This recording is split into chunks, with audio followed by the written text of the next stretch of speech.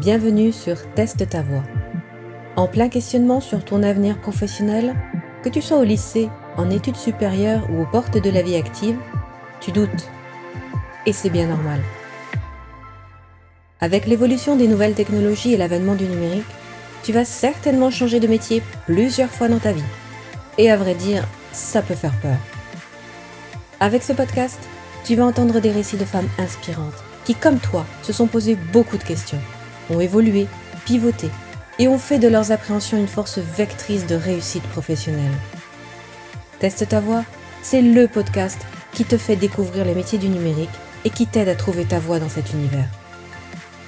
Je suis Anaïs Calmont, fondatrice de Try Your Way, et j'accompagne les jeunes femmes à transformer leurs qualités personnelles en compétences professionnelles, à tester leur choix d'orientation dans la vraie vie. Try Your Way, c'est un réseau professionnel d'entraide féminin qui te donne toute la force et les bonnes ondes pour réussir ta vie professionnelle. Bonjour à toutes et bienvenue sur Teste ta voix, le podcast qui t'aide à découvrir les métiers du numérique et à trouver ta voie professionnelle dans cet univers. Aujourd'hui, je reçois Clara Brachedelfi, responsable des partenariats et des levées de fonds depuis 10 ans, actuellement consultante, mais aussi cofondatrice, vice-présidente et directrice générale bénévole de l'association Ambulance des rêves. Bonjour Clara, ravie de te recevoir dans ce podcast. Bonjour Anaïs, merci de me recevoir. Pour démarrer cette interview, est-ce que tu peux nous parler un petit peu d'Ambulance des rêves et de ton rôle au sein de cette association ? Alors tout à fait, donc Ambulance des rêves, c'est une association qui existe depuis février 2022, sur laquelle on en travaille depuis octobre, qui est une association en fait dont l'objectif est de réaliser les rêves des personnes qui sont en fin de vie, donc des personnes qui souffrent de maladies incurables en phase avancée ou terminale et qui n'ont pas les moyens de se déplacer d'eux-mêmes. C'est une association qui vient un peu en miroir des associations qui existent actuellement, qui sont comme des associations pour les enfants, la plupart, et qui s'arrêtent à 18 ans. Ok. Voilà. Alors, la question phare du podcast Teste ta voix, c'est tu voulais faire quoi comme métier quand tu étais petite ? Alors, en un an, j'ai eu une phase où j'ai voulu être dessinatrice, et puis je me suis dit, je vais être en CM1, et je me suis dit, bah, en fait, non, donc finalement architecte, puis là, on m'a dit qu'il y avait beaucoup, beaucoup, beaucoup, beaucoup de maths, et je me suis dit, bah, non. Finalement, j'ai pensé être écrivain, et puis finalement, non, quoique j'ai toujours un petit peu en tête, parce que j'écris toujours un peu des nouvelles, et journaliste. Et puis, j'ai rencontré un journaliste qui m'a plus donné envie d'être journaliste, et voilà. Mince. Il m'a un peu, ouais, il m'a dit, bah, il y a le métier de journaliste tel qu'on le perçoit, c'est grand reporter et ça n'existe plus ou très rarement. Et quelles étaient tes qualités personnelles à l'époque, au moment du lycée par exemple, qui aujourd'hui correspondraient à des compétences professionnelles que tu utilises au quotidien ? J'ai un parcours un peu particulier parce que j'étais une enfant qui avait pas beaucoup d'amis jusqu'à troisième à peu près. J'avais un petit peu peur des relations sociales et j'ai eu une espèce d'énorme déclic, hein, notamment quand je suis arrivée en seconde et je suis passée de complètement dans ma bulle à très extravertie, voire quelquefois ambivertie, parce que j'ai des relents d'introvertis qui reviennent des fois il faut que je reste un peu tranquille et toute seule. Et donc c'était quelque chose qui m'a pas mal aidée quand j'ai déménagé à Lyon. Et c'est vrai que j'ai eu cette capacité à rencontrer du monde, à mettre les gens en réseau, et c'est vraiment quelque chose que j'utilise dans mon métier parce que j'adore rencontrer du monde, j'adore poser des questions, j'adore mettre les gens en réseau. Et finalement, dans mon métier actuel, que ce soit responsable de la levée de fonds, des partenariats ou vice-présidente et DG de l'association, j'en ai besoin en fait. Et je l'utilise sans m'en rendre compte. C'est voilà, des compétences innées qui sont très précieuses. Ok. Là, tu me parles de compétences sociales qui traitent de l'humain. Est-ce que tu as des compétences un peu techniques que tu aurais depuis le lycée et qui te servent aujourd'hui ? Peut-être ma capacité de rédaction.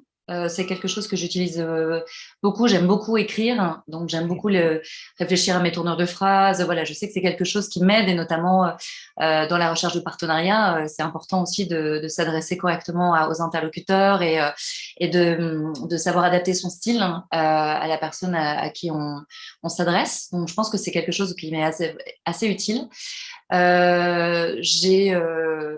Je dirais vraiment, ouais, plutôt essentiellement ça. Après, j'ai jamais été très très douée en maths, mais on va dire c'est surtout une certaine logique que je peux avoir, que je réutilise. Mhm. Et voilà. Après, Ah, aussi, si, en technique, je dirais. Alors, c'est pas vraiment technique, mais j'aime beaucoup lire, et en fait, c'est un métier qui nécessite de lire énormément et de se renseigner beaucoup, et de se mettre toujours à la page Ok, de l'actualité, des entreprises, voilà, de beaucoup de choses. Donc, ça me sert. Je pense que c'est aussi ça qui me sert. d'accord. Donc ça, c'est des choses qui te viennent naturellement et que tu n'as Mhm. pas trop eu à forcer. Mais est-ce Non. que dans ces qualités, ces compétences, il y a des choses sur lesquelles c'est pas forcément inné, c'est pas forcément ce que tu préfères, mais que tu maintenant arrives à travailler de façon beaucoup plus fluide qu'avant?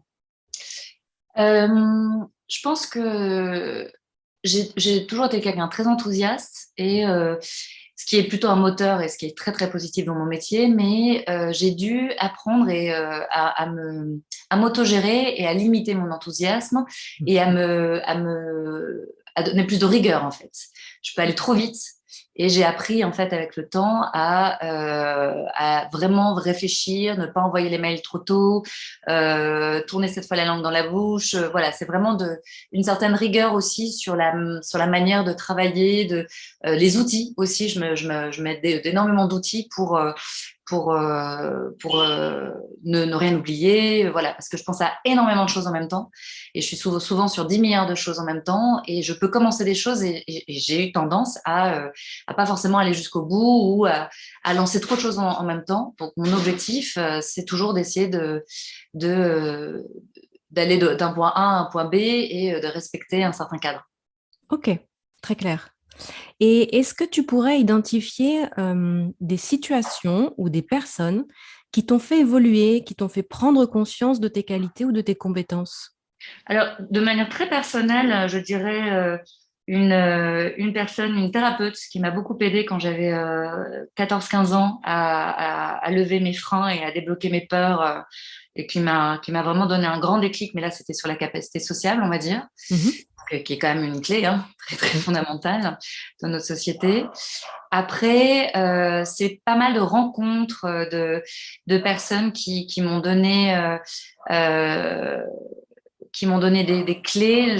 Quand je me suis intéressée au métier de la levée de fonds il y a 10 ans, plus de 10 ans, j'ai choisi en fait de contacter des personnes qui étaient déjà dans le métier, parce que c'est un métier assez récent, hein, pour qu'ils m'expliquent leur parcours. Et notamment, je pense à Marianne Maillot, ou à voilà, des personnes qui m'ont reçue, qui ont pris le temps de m'expliquer leur métier, et qui m'ont rassurée, et puis m'ont donné aussi les cartes et les clés dont j'avais besoin. Et c'est là où j'ai décidé d'ailleurs de me former dans une formation dispensée par l'Association française des fundraisers, Mhm. et l'ESSEC. Et ça a été très, très fondamental. Après, j'ai pas une personne en particulier. Je vais avoir un rassemblement de personnes. Si, j'ai une personne, en fait, c'est mon père, euh, qui, euh, qui m'a qui m'a biberonné, si je puis dire, au réseau et à la mise en relation, parce que c'est son métier à la base dans le Nord. Mhm. Et puis, je sais pas pourquoi, je suis la seule de ses enfants, et ils me proposaient d'aller dans des cocktails un peu pince-fesses, comme on appelle ça. Je me retrouvais avec des gens assez capés quand même, voire très très capés du Nord. Et puis me laisser, puis je devais me débrouiller, quoi. Et j'avais 12 ans, 13 ans, voilà. Et donc c'est là où j'ai probablement beaucoup appris à improviser en fait, et à savoir faire parler les gens, et à y être à l'aise en fait dans des situations avec des personnes qui sont peut-être peuvent être assez bluffantes. Ah Et ouais. je sais que ouais, j'ai appris ça de lui, et je l'ai vu faire aussi beaucoup de mettre en relation en permanence, la mise en relation. Et je peux pas m'empêcher de le faire. C'est mes amis, j'ai trouvé des apparts à plein de potes. Enfin, je suis tout le temps en train de mettre en relation sans même y réfléchir. Enfin, c'est inconscient. C'est vraiment mettre en réseau les gens, j'adore. D'accord, ok. Voilà, Donc, et c'est grâce à lui, ça. il t'a jeté dans le grand bain, comme on dit. Exactement, exactement. Et il a bien fait. C'était vraiment ça. Et j'ai appris à nager assez rapidement. Mais ouais, c'est des grands. Ouais, c'était. Et puis comme il invitait des personnalités, voilà, des boss d'entreprise, de grandes entreprises, tout ça, j'ai eu la chance. Et c'est vraiment une chance, hein, pour le coup. Je Ouais. me rends bien compte de de me sentir très à l'aise avec ces gens-là, alors que c'était quand même des big boss, voilà. Et ce qui fait que finalement, dans mon métier de tous les jours, je suis absolument pas impressionnée par les titres. Et ça m'aide D'accord. beaucoup. Alors, du coup, ma prochaine question, tu y as partiellement répondu. Te souviens-tu de ton tout premier stage ou poste en entreprise et comment tu te sentais à l'époque et comment tu as vécu ton entrée dans la vie active? Alors, je l'ai vécu d'une manière très particulière parce que, en fait, il y a eu des stages, mais qui correspondaient pas du tout à un métier que j'avais envie de faire. Je me suis beaucoup cherchée pendant quelques années, même après la fin de mon parcours universitaire, et j'ai fait presque pas des petits boulots, mais des boulots qui m'intéressaient pas plus, notamment dans la com, ça me parlait pas du tout, et j'ai eu une sensation pour le premier stage que j'ai fait d'être complètement à côté de mes pompes, c'est-à-dire ne pas du tout savoir ce que je faisais là. Un sentiment ce qui était très difficile pour moi, c'est que je me sentais nulle. En fait, j'étais pas bonne, je savais pas ce qu'il fallait que je fasse. J'avais en plus, bon, j'avais pas du tout suivi la formation en plus, donc c'était vraiment très particulier. Ça a été vraiment un côté qui était très dur pour moi. Et pendant quelques années, je l'ai traîné. C'était cette sensation de ne pas être à la hauteur, de rien valoir en fait au niveau professionnel, jusqu'à ce que je découvre le métier de fundraising en faisant en fait un stage. Non, c'était pas un stage, pardon, du bénévolat à l'association Make-A-Wish France. Et j'ai découvert la collecte de fonds. Et là, j'ai eu une espèce d'épiphanie. Je me suis dit, mais je suis tellement dans mon élément. C'est tellement moi. C'est tellement ce que j'aime, qui je suis, ce que je sais faire. Ça faisait appel à des compétences que j'avais. Et en fait, ça a été une épiphanie et un soulagement D'accord. vraiment, vraiment intense. Parce que j'avais cette sensation que voilà, j'avais ce boulet au pied de pas savoir quoi faire dans la vie. Et puis surtout, à chaque fois que j'essayais un truc, ça marchait pas, quoi. Donc là, tout D'accord. d'un coup, ça a été vraiment une révélation. Et puis je me suis donné les moyens. Et donc je me suis formée pour pouvoir mieux appréhender ce métier et avoir les connaissances et les compétences. Et comment t'en es arrivé justement à faire cette opportunité-là de Make-A-Wish? Je revenais d'Argentine où j'avais fait à peu près 15 métiers aussi. La conjoncture était très particulière là-bas. Je suis restée 2 ans. Je revenais d'Argentine et en fait, j'avais une amie en Argentine qui était bénévole pour l'association Make-A-Wish qui D'accord. réalise les vœux des enfants gravement malades. Et je me suis rapprochée de l'association Make-A-Wish France et j'ai commencé par réaliser des vœux. Et je me suis aussi, ça m'a fait tout de suite un tilt, le comité levée de fonds m'intéressait. Je me dis, tiens, ça peut être pas mal. Et puis en fait, je me suis dit que c'était vachement plus là où je me retrouvais. Et donc, j'ai même laissé tomber les vœux. J'en avais quand même fait quelques-uns, ce qui était important hein, pour connaître les sujets et savoir de quoi on parle. C'est primordial dans mon métier. Mhm. Mais je me suis vraiment rapprochée du comité levée de fonds. Et puis finalement, il n'y avait pas de poste. Et puis j'ai un peu poussé et ils ont créé un poste. Et j'ai commencé comme consultante extérieure en CDD. Et puis CDI a été créé et j'ai eu mon poste. D'accord. Voilà. Donc et ça a été là un bonheur pour terminer pour la première expérience professionnelle réelle pour moi. C'est mon premier poste chez Make-A-Wish. C'est là où pour moi j'ai commencé. Je suis sortie de la phase de recherche en fait. J'étais à ma place. Mais ça m'a Ok. pris du temps. Et aujourd'hui, qu'est-ce qui te motive au quotidien? Qu'est-ce qui te fait te lever le matin? Bah, c'est l'émission en fait. C'est ça qui est assez passionnant dans mon métier, c'est que dans mon métier de levée de fonds, là, je parle pas de pas ce que je suis en train de développer avec Ambulance des rêves. Mon métier de levée de fonds, c'est vraiment d'aller chercher des partenaires, des donateurs particuliers, mettre en place des stratégies pour collecter des fonds pour des associations. Donc, déjà d'une part, il faut que les associations me parlent. Je suis pas commerciale, je suis pas capable de vendre un tapis. D'ailleurs, je suis extrêmement mauvaise. Par contre, de parler d'une mission et d'une cause qui m'est chère. Ça, c'est quelque chose qui me porte. Et ce qui est très intéressant et passionnant dans ce métier, c'est que je ne vends strictement rien. La preuve, c'est que je demande aux gens de me donner de l'argent et je peux limite que donner un sourire en contrepartie. Alors après, on a évidemment potentiellement des leviers où on peut voilà, avoir des comptes rendus, on peut peut-être même faire de l'incentive, on peut impliquer les collaborateurs certaines fois, mais c'est finalement assez rare. Et moi, mon grand challenge, c'est justement de récolter des fonds alors que j'ai rien à offrir à part du sens en fait. Et c'est toujours extrêmement positif parce que on est dans une société où tout le monde est extrêmement négatif, notamment en France, hein, très très difficile, où les gens voient toujours le verre à moitié vide. Et c'est vrai que moi, je suis entourée de gens assez fabuleux qui se battent pour des causes incroyables, avec finalement peu de moyens, qu'ils soient bénévoles ou salariés. Et puis, j'ai aussi des sociétés en face, des donateurs en face, qui sont prêts à soutenir sans apparaître nulle part, voilà, pour l'envie de changer la donne. Alors, je ne vis pas dans un monde de bisounours, hein, c'est pas facile tous les jours, mais il y a beaucoup de choses positives. Et bon, évidemment, les médias n'en parlent pas, mais moi, je suis baignée de gens incroyables. Enfin, je suis entourée de gens incroyables et, de, et c'est ce qui me fait lever le matin aussi. As-tu un rôle modèle féminin qui t'inspire aujourd'hui, une sorte de référence pour toi? Il y a des personnalités, Simone Veil, tout ça, j'ai des personnalités qui me touchent particulièrement, mais si je vais donner une personnalité, moi, qui m'a toujours bluffée et qui me tire, c'est une amie qui s'appelle Amel Derragui et qui a un podcast qui s'appelle Tandem Nomads, où elle aide les femmes en fait qui sont ou les hommes d'ailleurs, c'est les expat spouses, donc c'est hommes ou femmes, évidemment plutôt femmes, qui suivent leur mari dans le monde entier parce que voilà, c'est des femmes un peu d'expats et qui en fait vont lancer leur propre business, un business nomade pour voilà pour pouvoir avoir un boulot et ne pas être juste femme d'eux. Ce qui me semble assez intéressant, surtout que j'ai vécu à l'étranger aussi, je sais ce que c'est. Et en fait, Amel, c'est une femme assez extraordinaire et qui est une grande amie et qui m'a toujours bluffée par son parcours.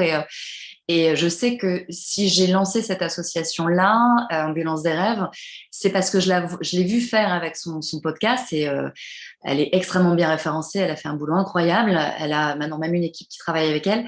Et c'est celle qui me tire. Voilà. Donc c'est vraiment quelqu'un, je la regarde avec beaucoup d'admiration parce qu'elle est toujours avec très peu de moyens et elle a une créativité incroyable, une grande rigueur aussi.